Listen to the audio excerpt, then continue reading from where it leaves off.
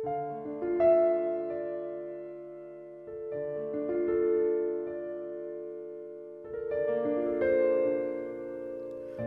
to Kabbalah Podcast, the Filipino version, episode 15, kapag ang mga titik at salita ay pinagsama-sama. Sa episode na ito ay ating tatalakayin ang mga sumusunod. Ang pagkuha na mapapanghawakan sa titik, salita at mga numero ng wikang Hebreo. Ang lumikha at paglikha bilang hangaring koneksyon. Ang paraan ng mga numero, salita at titik bilang pagpapakita ng iyong sariling pagwawasto. Ang wikang Hebreo at ang paraan ng pagkakasulat nito ay isang direktang resulta ng komunikasyon sa mataas na mga mundo. Ang kombinasyon ng mga titik at mga guhit sa tinta na bumubuo sa mga ito ay nilalagyan ng espiritual na kaalaman. Gayon din ang mga titik, salita at numero ay karaniwang tatlong magkakahiwalay na mga bagay. Ngunit ang mga ito ay masalimuot na nauugnay sa Kabbalah. Ang pag-unawa sa kanilang relasyon ay nagbibigay ng higit na espiritual na kahulugan sa bawat isa sa kanila. Bawat letra at mga salita na mayroon silang sariling espiritual na kwento na sasabihin. Kaya simulan na nating sabihin sa kanila. Ang ugnayan sa pagitan ng mga titik, mga salita at mga bilang. Sa Hebreo, ang bawat titik ay tumutugma sa isang numero. Bilang resulta, anumang salita o pangalan ay maaaring maging isang serye ng mga numero. Ang mga numero ay maaaring kinuha ng paisa-isa o idinagdag. Ang mga titik nito ay resulta ng espiritual na sensasyon. Ang direksyon ng mga linya at hugis sa titik ay may espiritual na kahulugan. Bilang resulta, ang mga letrang Hebreo ay mga koda para sa mga sensasyong natatanggap ng manunulat mula sa lumikha. Kapag ang isang titik o salita ay nakasulat, ang may akda ay nagbibigay sa atin ng kanyang mulat na persepsyon ng lumikha. Ang lumikha ay kumikilos sa kanila habang sila ay nagsusulat. Ang kulay sa pagsulat ay isang pahiwatig din sa paraan ng paglikha o yung itim na tinta na nakikipag-ugnayan sa lumikha o puting papel. Kung wala silang dalawa, hindi mo maintindihan ang nakasulat o ang kwento ng paglikha at kung ano ang kahulugan nito sa iyo. Isang mapa ng espiritualidad. Ang Torah ay ang pangunahing teksto ng Judaismo at ang lumang tipan sa Kristyanismo. Gayon din ang isang teksto ng Kabbalah. Maniwala ka man o hindi, ito ay malaking aklat sa orihinal nitong anyo ay naitala bilang isang salita. Nang maglaon, ang nag-iisang salitang ito ay nahahati sa higit pang mga salita na gawa sa mga titik. Ipinapakita ng mga titik ang lahat ng impormasyong bumababa mula sa lumikha. Mayroong dalawang pangunahing uri ng mga linya sa mga titik ng Hebreo na kumakatawan sa dalawang uri ng liwanag. Ang mga patayong linya ay nakatayo para sa liwanag ng karunungan o kasiyahan. Ang mga pahalang na linya ay nakatayo para sa liwanag ng awa o pagtutuwid. Mayroon ding mga diagonal at mga linyang pabilog na may tiyak na kahulugan sa bawat titik, ngunit iyon ay lampas sa saklaw ng episode na ito. Ang mga code ay nagmumula sa mga pagbabago sa liwanag habang ito ay umuunlad ang iyong kli o pagnanasa. Pinalalawak ng liwanag ang iyong pagnanais. Kapag ang liwanag ay pumasok sa iyong kli o daluyan, ito ay tinatawag na taamim, flavors o lasa. At kapag ito ay umalis, ay tinatawag na nikodot o tuldok o puntos. Ang mga alaala ng liwanag na pumapasok ay tinatawag na tagin. At ang alaala ng liwanag na lumisan ay otiyot o mga titik. Ang lahat ng mga titik ay nagsisimula sa isang tuldok o punto, isang kumpletong ikot ng espiritual na estado ay naglalaman ng pasukan, pag-alis, mga alaala ng pasukan, at ang mga alaala ng pag-alis.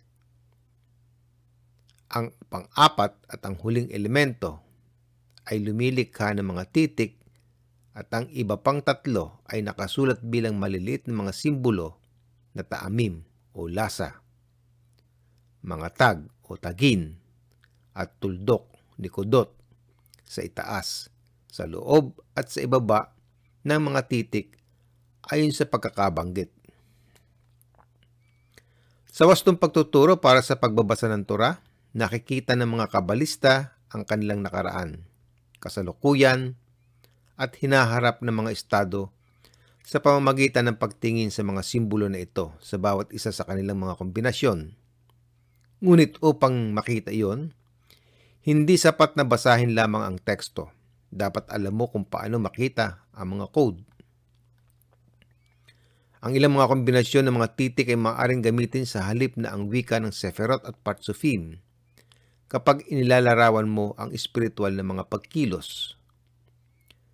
Ang mga bagay at mga pagkilos na ipinakita sa pamamagitan ng mga titik at ang kanilang mga kombinasyon ay maaaring magbigay ng isang paglalarawan ng espiritual na mundo.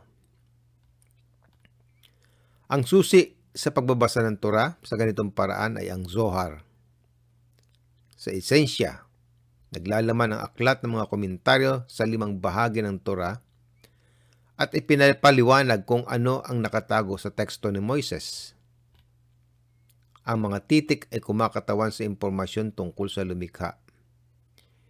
Higit pa sa katiyakan, inilalarawan nito ang karanasan ng individual na lumikha.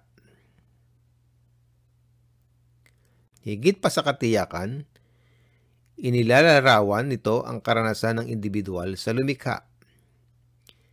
Inilalarawan ng mga kabalis ang lumikha bilang puting liwanag, ang background ng papel kung saan nakasulat ang mga titik at salita. Ang persepsyon ng nilalang sa lumikha ay nagbibigay din sa iba't ibang sensasyon na nararamdaman ng isang tao habang dinaranas ang lumikha gamit ang mga titik at mga salita. Ito ang dahilan kung bakit ang tradisyonal na pagsulat ng Hebreo ay gawa sa itim na mga titik sa isang puting background. Lumilitaw na ang mga letrang Hebreo ay parang isang mapa ng espiritualidad na naglalarawan ng lahat ng espiritual na pagnanasa. Ang paraan ng pagkonekta nila ay nagbibigay sa atin ng Torah. Mga tuldok at mga linya. Ang mga tuldok at linya sa mga letrang Hebreo ay may hugis sa papel na blanko at walang bisa. Ang papel ay ang liwanag o lumikha. Ang itim na tinta dito ay ang paglikha. Ang ibig sabihin ng patayong linya na ang liwanag ay bumaba mula sa itaas, mula sa lumikha patungo sa nilikha. Ang pahalang na linya ay nangangahulugan na ang lumikha ay nag-uugnay sa lahat ng pag-iral tulad ng pag-alis ng isang tanawin. Ang hugis ng mga letrang Hebreo ay nagmula sa kombinasyon ng malhut, kinakatawan ng itim, at bina, kinakatawan ng puti. Ang itim na punto ay malhut. Kapag ang tuldok ay kumonekta sa liwanag, ipinapahayag nito ang paraan ng pagtanggap ng liwanag sa lahat ng uri ng mga anyo at mga hugis. Ang mga hugis ay nagpapakita ng iba't ibang paraan ng paglikha. Ang itim na tinta ay tumutugon sa lumikha, ang puting background. Ang bawat titik ay nagpapahiwatig ng kombinasyon ng mga puwersa, ang kanilang istruktura at kung paano binibigkas ang mga titik ay nagpapahayag ng mga katangian ng lumikha. Ipinapahayag mo ang mga espiritual na katangiang natamo mo sa pamamagitan ng mga hugis. Kulay na itim sa puting kulay. Ang mga letrang Hebreo ay kumakatawan din sa kilim, mga daluyan. Ang Zohar ay nagsasabi sa atin na ang mga titik ay isa-isang lumitaw sa harap ng lumikha at hiniling na mapili upang maglingkod sa Kanya sa paglikha ng sansinukob. Sa madaling salita, ang mga liham na hiniling na tanggapin ang Kanyang pagpapala at ibigay ito sa nilikha, tulad ng isang kli o daluyan ay tumatanggap ng tubig at ibinubuhos ito upang mapanatili ang buhay. Ang puti ay sumisimbolo sa liwanag o pagbibigay at ang itim ay sumisimbolo sa kadiliman o pagtanggap. Para sa kadahilan ng ito, ang mga pag-aari ng lumikha ay ganap na puti na sinasagisag ng puting papel. Ang itim ay paglikha na sinasagisag ng itim na tinta. Mag-isa ang lumikha at nilikha at hindi maunawaan sa lahat. Magkasama silang gumawa ng mga titik at simbolo na maaaring basahin at maunawaan. Isipin ito sa ganitong paraan. Walang nilikha, maaari ba talagang matawag nating lumikha ang tagapaglikha? Upang maging isang manlilikha, kailangan niyang lumikha. Ito ang dualismo ng lumikha at paglikha ay ang batayan ng lahat ng umiiral. Maaari kang makipag-usap tungkol sa isang bagay lamang mula sa pananaw ng nilalang na nakikita ang bagay na iyon. Ang mga hugis ng mga titik ay sumisimbolo sa isang koneksyon at dikis sa pagitan mo at ng lumikha. Ang mga ito ay hindi lamang mga itim na linya, na bumubuo sila ng malinaw na mga hugis dahil kinakatawan nila ang mga naiwastong relasyon sa pagitan ng paglikha at ng lumikha. Ang bigkis na ito ay binuo sa salungat na banggaan. Bilang mga nilalang, ikaw at ako ay hindi mararanasan ang liwanag maliban kung may nabangga ito. Upang madama ang liwanag, dapat itong pigilan ng isang bagay tulad ng retina sa iyong mata. Ang ibabaw ng isang bagay, tunog, liwanag o ano pa mang uri ng alon ay bumabangga sa ating pangunawa. Pinipigilan nito sa pagpapatuloy at nagbibigay daan sa atin na madama ito. Dahil ang papel ay parang liwanag, dapat itong itigil ng mga itim na linya, ang mga titik, na nagpapahintulot sa isang tao na madama ang liwanag at matuto mula dito. Ang mga itim na linya ng mga titik ay nakikita bilang isang hadlang sa liwanag. Ito ay dahil ang itim na kulay ay kabaliktaran ng liwanag. Ang liwanag ay tumama laban sa masa ng nilalang. Gusto nito makapasok sa kli upang magbigay ng galak, sa halip na ilihis ito. Ang pakikibaka sa pagitan ng pagtanggi sa masa at ng kapansin-pansing liwanag ng lumikha ng isang malakas na pagbibigkis. Ang banggaan na ito ay kung ano ang relasyon sa pagitan ng liwanag at mga titik ay nakabatay. Sa ganitong paraan, nililimitahan ng mga itim na linya ang mga titik, ang liwanag o paghigpitan ito. Kapag ang liwanag ay tumama sa isang linya, ay napipilitang huminto at pagkatapos ay maaaring pag-aralan ito ng kli. Ito ay lumiliko na ang tanging paraan upang matuto anumang bagay tungkol sa lumikha ay sa pamamagitan ng paghinto sa kanyang liwanag. Hihigpitan ito at pag-aaralan. Gayunpaman, ito ay tiyak kapag nalalaman ka ng tagapaglikha na matututunan mo kung paano maging malaya gaya niya. Sa isang kahulugan, ang masa ay tulad ng isang prisma. Ang pagtanggi sa liwanag ay sinira ito sa mga elementong bumubuo nito. At ito ay nagpapahintulot sa ating mga nilalang na pag-aralan ito at magpasyat kung gaano karami sa bawat kulay ang gusto nating gamitin. Mga titik at mundo. Ang Hebreo ay binubuo ng 22 titik. Ang unang 9 na titik, Aleph hanggang Tet, kumakatawan sa ibabang bahagi ng bina. Ang susunod na 9, Yod sa pamamagitan ng tsadik. Tumayo para sa Sir Ampin. At ang huling 4, Kof hanggang Tav. Tumatayo para sa Malhut, ang mismong nilalang. Bilang karagdagan sa regular na mga titik, mayroon 5 huling titik sa Hebreo na ang ilustrasyon ay ang iyong makikita na hindi sila bagong mga titik. Dinadala nila ang parehong mga pangalan ng mga titik sa orihinal na 22. May magandang dahilan tungkol dyan. Ang orihinal na 22 titik lahat ay nasa mundo ng Atzilut, ang pinakamataas sa 5 mundo na ipinakikilala sa episode 9. Dahil ang orihinal na 22 titik ay sa mundong pinakamalapit sa lumikha. Inilalarawan nila ang isang naiwastong koneksyon sa pagitan ng paglikha at ng lumikha.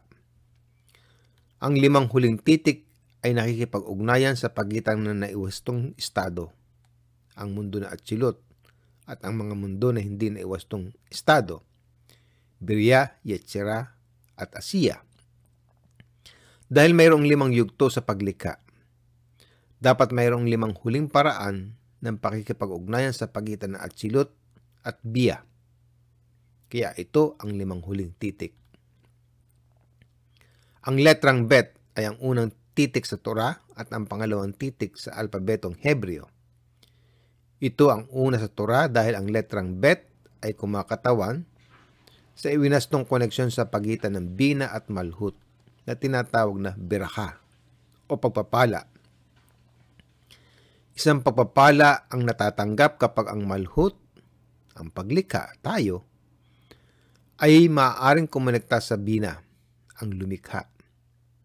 Tayo ay maaari lamang kumonekta sa Kanya kapag gusto nating maging katulad niya, at iyon ang ibig sabihin ng iwinastong koneksyon. Nang ang Malhut ay humihiling na maging katulad ng Bina, iyon ay kapag ikaw at ako ay nais na maging katulad ng tagapaglikha.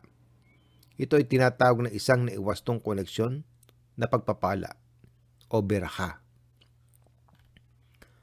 Ang mga titik ay nahahati sa 3 kategoryang numero: isahan, sampuan, at daanan. Ang antas ng Bina ay tumutugma sa mga Alep, Bet, Gimel, Dalet, Hey, Vav, Zayin, Het, at Tet. Ang mga ito ay ang siyam na seferot ng Bina.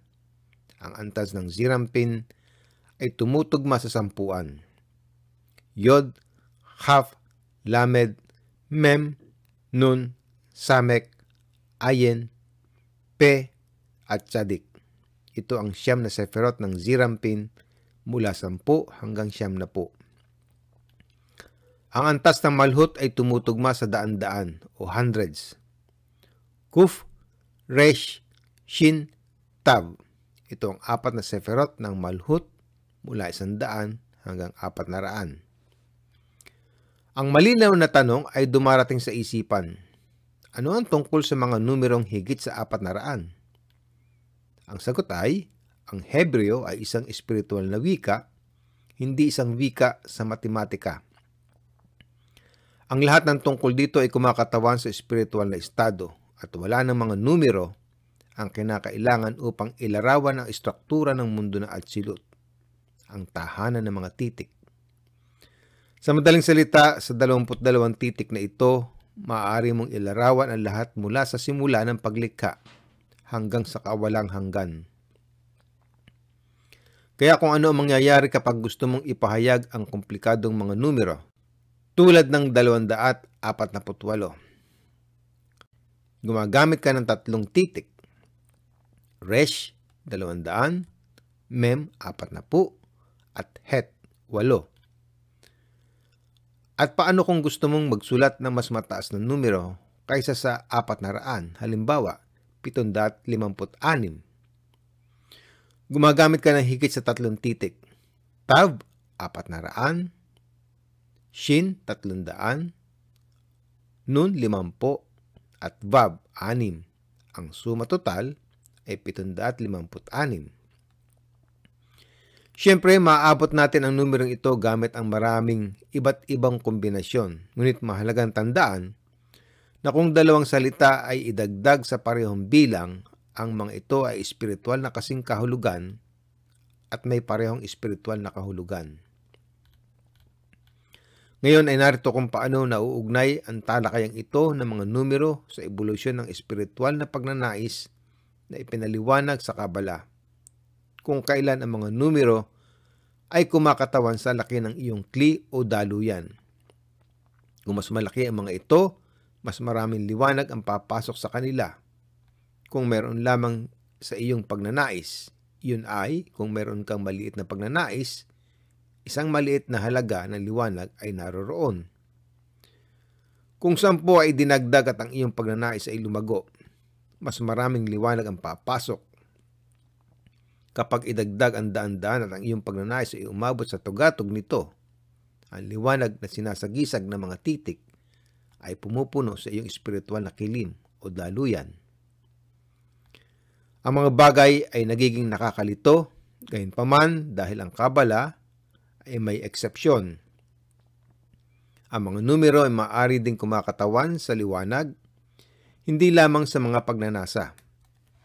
Sa kasong ito, ang mga maliit na liwanag ay nasa malhut, ang 10 ay nasa zirampin, at daan-daan ang nasa bina. Ito ay dahil isang kabaliktaran na relasyon sa pagitan ng liwanag at kli o pagnanasa. Ito ay maaaring nakakalito, ngunit ito ay dahil ang pinakadakilang liwanag na lumikha ay pumapasok sa iyong kli o daluyan lamang kapag isinasaaktibo mo ang iyong mga pinakamababang pagnanasa.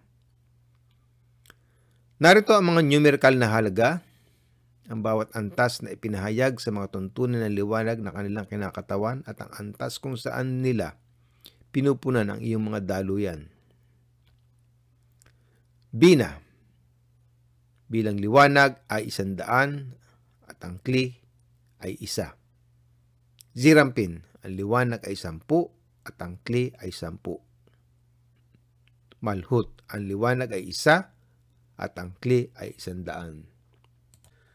Narito ang isa pang bagay na dapat isipin. Kung susumahin mo ang mga numerikong mga halaga ng mga titik sa mga salitang Hateva, ang kalikasan, dinagdag nila hanggang A86. Ang sunod, kung susumahin mo ang halaga ng mga titik sa salitang Elohim o Diyos, sila ay nagdaragdag ng hanggang 86. At sa huli, kung susumahin mo ang halaga ng mga titik sa salitang Kos o Kap, ang mga ito ay nagdaragdag ng hanggang hulaan mo, 86. Yan ay nagpapakita ng katumbas ng Diyos, Saro at kalikasan sa Kabala na ating nabanggit sa ika-4 na episode na ganito ito gumagana. Nasabi na natin yan kung magdadagdag ng 2 salita sa parehong bilang, meron silang parehong espiritual na kahulugan. Sa makatuwid, ang pahayag na ginagawa dito sa Kabala ay lubhang kawili-wili, kung may maliit man na komplikasyon. Ang kalikasan at lumikha ay pareho at iisa. Ang katotohanan na hindi natin sila nakita bilang ganoon ay hindi nababawasan ang katotohanan, tulad ng katotohanan na hindi natin nakikita ang bakterya, ang isang mata ay hindi pumipigil sa kanila na maapektuhan ang ating mga katawan. Ang kopa sa Kabala ay kumakatawan sa isang kli, ibig sabihin ay pagnanais na makatanggap. Sa makatuwid, ang kalikasan at ang ating kli ay pareho. Dito rin ang katotohanan hindi natin ito nararamdaman, hindi nangangahulugang hindi ito totoo. Ngunit ang katotohanan na mayroon silang parehong halaga ay nangangahulugan na mayroon tayong pagkakataon upang iwasto o baguhin ang ating mga hangarin na tumutugma sa estruktura ng kalikasan. Kapag itutugma natin ang ating mga hangarin o ang iyong kli sa kalikasan, itinutugma din natin sila sa lumikha.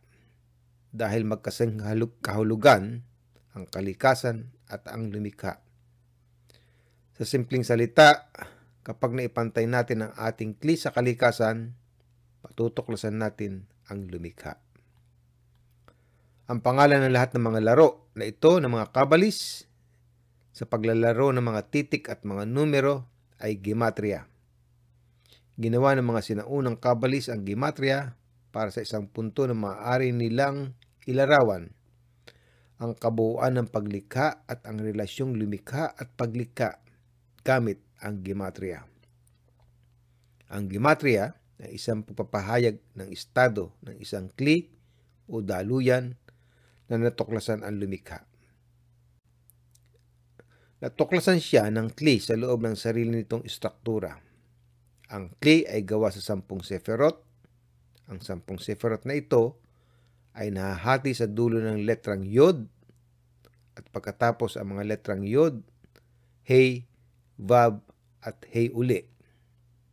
Ang istrukturang may 4 na titik na ito ay kilala bilang tetragrammaton sa Griego, Havaya sa Hebreo, Yahweh o Jehovah sa Ingles. Ang unang sefera, Keter, ay nabibilang sa dulo ng yod. Ang pangalawang sefera, Hokma sa yod. At ang pangatlong sefera, Bina sa Hey. Ang susunod na sefera, Zirampin, ay naglalaman ng 6 na panloob na seferot. Hesed, Givora, Tiferet, Netza, Hod at Yesod. Lahat ng seferot ay nakapaloob sa titik Vav. Ang huling Hey ay Malhut na siya ring huling sefera. Sa katunayan, ang Havaya ay hindi lamang ang istruktura ng isang kli. Ito ang istruktura ng bawat kli at sa lahat ng kasalukuyan, nakaraan o sa hinaharap. Ito ang mga bloke ng pag-iral, parang hologram, ganuman kaliit na hatiin ito, palagi ka makakakuha ng istruktura ng 10 kompletong seferot na nasa Havaya. Ito rin ang dahilan kung bakit ang 4 na ito ay binubuo ng mga titik. Ang salitang Havaya, isang generic na termino sa Hebreo na nangangahulugan ng pag-iral o nilikha. Mahalagang maunawaan na mayroong relasyon sa pagitan ng mga titik, seferot at ang kli. Dahil sa Kabala, ang pangalan ng isang tao ay kumakatawan sa espiritual na kli. Si Abraham, halimbawa, ay kumakatawan sa isang napakatiyak na uri ng relasyon sa pagitan ng lumikha at paglikha. Si Abraham ay kumakatawan sa isang kaluluwa na gumawa ng tiyak na uri ng pagwawasto. Na siya ay pinanganak, ang kanyang pangalan ay Abram. Ngunit pagkatapos siyang gawin ang pagwawasto ng pagbaling ng kanyang mga pagnanasa mula sa egotistiko hanggang altruistiko, pinalitan niya ang kanyang pangalan ng Abraham. Ang idinagdag na H ay nangangahulugan ng pagdaragdag ng hey ng Bina sa kanyang pangalan. Ang kalidad na altruismo ng lumikha. Ito ay nagpapahiwatig na siya ay bumangon sa espiritual na antas na yaon. Tuklasin ang iyong ugat at tuklasin ang iyong pangalan. Ang lahat ng mga titik ay umiiral sa loob natin at wala nang iba pa. Sila ay espiritual na kilim, mga karanasang nararamdaman at mararamdaman muli sa bawat isa sa atin habang umuunlad tayo sa espiritualidad. Nakikita ng kilim ang lumikha at kapag natutunan natin ang totoong kahulugan ng mga titik, makikita natin sa loob natin ang lahat ng linya, tuldok at mga bilog na sumasagisag sa ating koneksyon sa espiritual na mundo. Bawat tao ay may tinatawag na ugat ng kaluluwa. Habang tayo umaakyat sa espiritual na hagdan, ay natutuklasan ang mga titik, salita at mga numero sa loob natin. Unti-unti tayong lumalapit sa ating tunay na pagkatao. Isang nilikha lamang ang nilikha ng lumikha. Isang nilikha lamang ang nilikha ng lumikha.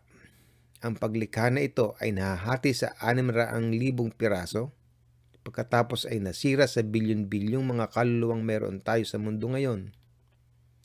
Habang umaakyat tayo sa hagdan, ating napapagtanto na tayo ay isang katawan at matatagpuan natin ang ating lugar dito. Ito ay ugat ng ating kaluluwa.